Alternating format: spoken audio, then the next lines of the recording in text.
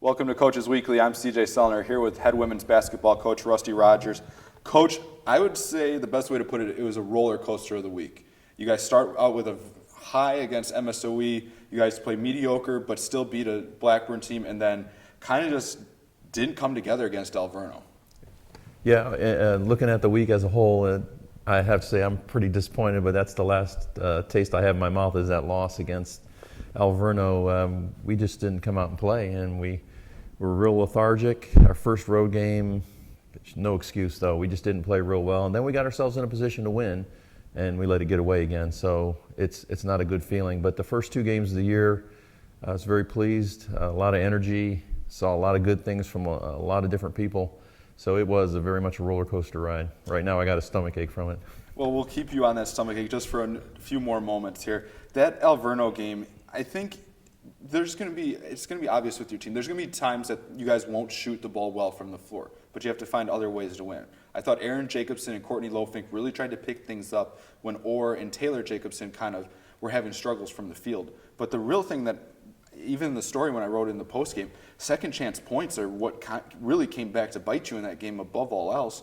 Because, I mean, even though the game-winning basket ended up being a second-chance point. What was it, CJ, 23 offensive rebounds? Or? Yeah, it was in there, plus the 22 points. Yeah, 23 offensive rebounds converted into 22 points, and then we had 22 turnovers, which was high for us.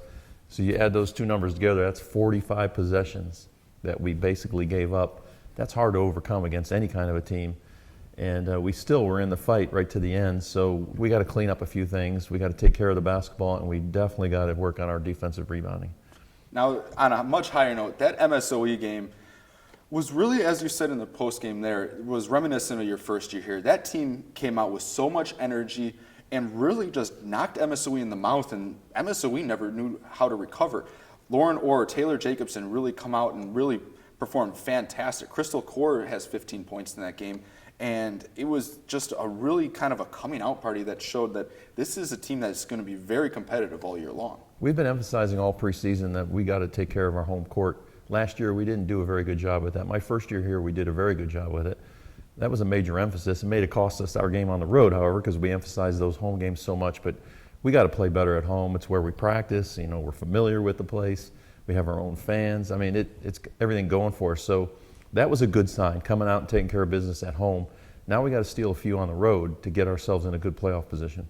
Now, Courtney Lofink, the Cougar Female Athlete of the Week, you look at her as a whole, averages double digits. She was one of your leading rebounders this week, which isn't something we hope that sticks around too much, but she was very active, 20 assists on the week, forces a lot of turnovers, does a fantastic job at kind of running that point. She did a good job this week, I thought, staying out of foul trouble. And as you've said before, as long as she's on the floor, that's how you guys go as an offense. We're definitely a different team when Courtney's on the floor, so having her stay out of foul trouble has been key to our first three games. You know, she's almost had 3 triple-doubles. I mean, her stat line is just out of this world. You look at the amount of steals she has, amount of assists, and then I think she's shooting well over 50% from the floor this year. She's put in the work in the gym on her own, and she's really improved her offensive game from last year to this year. Those steals and assists, you know, that's kind of what we've grown to expect from Courtney. So more well-rounded game, more experience. She's been a starter since her freshman year, and this is her junior year now. So you're seeing the maturation of a player firsthand, and who I think is an All-American and probably the best point guard in the country at our level. And I think she's doing a good job alongside Lauren Orr and Taylor Jacobson, kind of leading this team. You have a couple of freshmen that are starting to kind of blossom a little bit. Annika Ray and Crystal Core kind of have shown that the college game is not too much for them and that they're going to make an impact for you this year. Yeah, Annika's been a pleasant surprise throughout the preseason. She's continued that in here through the first week of the season. And Crystal's just a great athlete. She fits perfectly into our system. She can run the floor. She has great timing on her rebounding. Yeah, those two are going to continue to be a key part of our offense and our defense. And we're only going to go so far as they take us. Now we look forward to another week here. It's rivalry week for you guys on Wednesday. You guys head up to Mequon to take on the Falcons at CUW.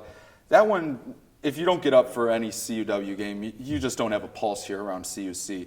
And then you guys continue the road trip and you head to Edgewood on Saturday. So as you said, you want to protect home court, but now you got to swing some momentum on the road. And 2 road wins this week would really get the momentum back on your side. Very definitely. Those are two of the most difficult places to play.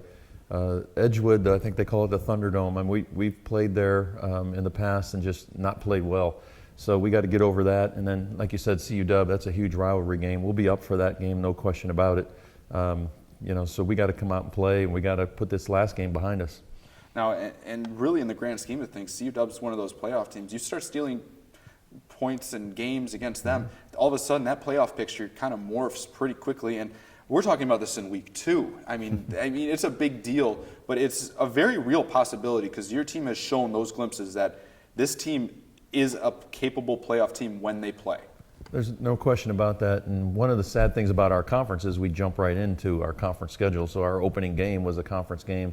So it doesn't leave any room for improvement or maturation or that kind of thing. You got to jump right in head first. So, we're already 2 games into our conference schedule, and we're still in November. So, the veterans really got to step up, and most of them have. We got some others that are struggling a little bit right now.